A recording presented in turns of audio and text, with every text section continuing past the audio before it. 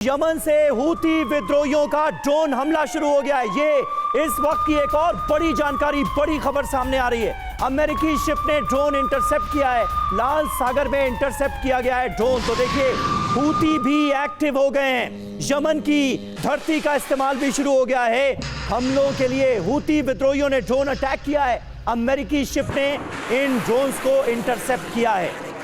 तो ये एक और बड़ी जानकारी सामने आ रही है, यानी हूती, हिजबुल्लाह और हमास भी एक बार फिर एक्टिव हो गए। तो महायुद्ध में हूती परमाणु जंग होगी क्या, इसके सीधे आसार बनते हुए नजर आ रहे हैं। मिडिल ईस्ट में बड़े युद्ध की आशंका और बढ़ गई है। हूती ने इजराइल को दहलाने की धमकी दी है, इराक के विद्रोही गुटों को भी तैयार रहने को कहा है। जमीन, आसमान और समंदर से हमले की चेतावनी दी जा रही है। अब मायने क्या है इसके समझिए। हूती के हमले हुए तो महायुद्ध की आशंका बढ़ेगी। हूती के हमलों के बाद अमेरिका, ब्रिटेन भी जाहिर है इसका जवाब देंगे। हूती के समर्थन में ईरान भी जंग में उतर सकता है, क्योंकि हूती विद्रोहियों को ईरान का ही प्रॉक्सी माना जाता है। अमेरिका ईरान में टकराव बढ़ा तो दुनिया दो हिस्सों में बटेगी।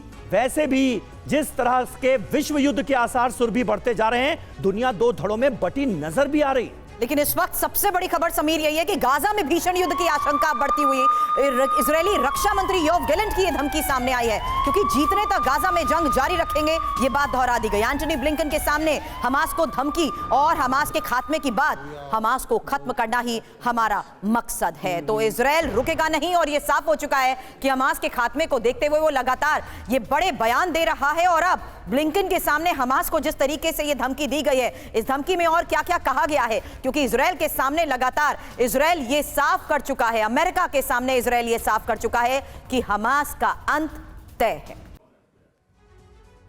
तो ये जो वीडियो जारी किया गया है, जिसमें इजरायल के रक्षा मंत्री योव गैलेंट नजर आ रहे हैं और अमेरिका के विदेश मंत्री एंटनी ब्लिंकन, ये वीडियो दरअसल इजरायल के इरादों को बहुत अच्छे से जाहिर करता हुआ नजर आ रहा है। योव गैलेंट कह रहे हैं इजरायल अब रुकेगा नहीं, हमास को हम छोड़ेंगे नहीं, हमास बचेगा नहीं। अमेरिका के सामने इजरायल की दो टूक साफ तौर पर नजर आई है, जिसका अंजाम तो हम देख ही रहे हैं। युद्ध एक बार फिर से भड़क चुका है। इजरायल की जीत तक ये युद्ध रुकेगा नहीं, ये इजरायल ने अमेरिका को साफ कर दिया है। हालांकि इजरायल के रक्षा मंत्री योव गैलेंट ने एक बार फिर से दोहरा दिया समीर कि हमास के खात्मे तक ये हमले लगातार जारी रहेंगे। और इस वक्त हमलों को जिस तरीके से अंजाम दिया जा रहा है, इजरायल का मकसद साफ है। इजरायल ने उसी मकसद के साथ एक बार फिर से हमास की सफाई के लिए लगातार टारगेट्स शुरू कर दिए हैं। इसलिए सवाल यह है कि अब आगे होगा क्या।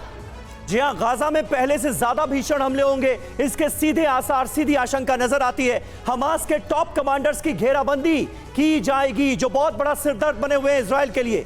बड़े सवाल क्या हैं, ये अब आपके सामने, क्योंकि क्या अमेरिका की भी अब नहीं सुन रहा है इजरायल स्थिति को, और इस तरीके से बयानबाजी के जरिए ये एक सबसे बड़ा सवाल खड़ा हो चुका है। क्योंकि अमेरिका जहां बार बार शांति की बात कहता है, इजरायल सिर्फ और सिर्फ युद्ध की बात कह रहा है। और क्या अमेरिका और इजरायल के बीच भी इस वजह से तनाव बढ़ सकता है?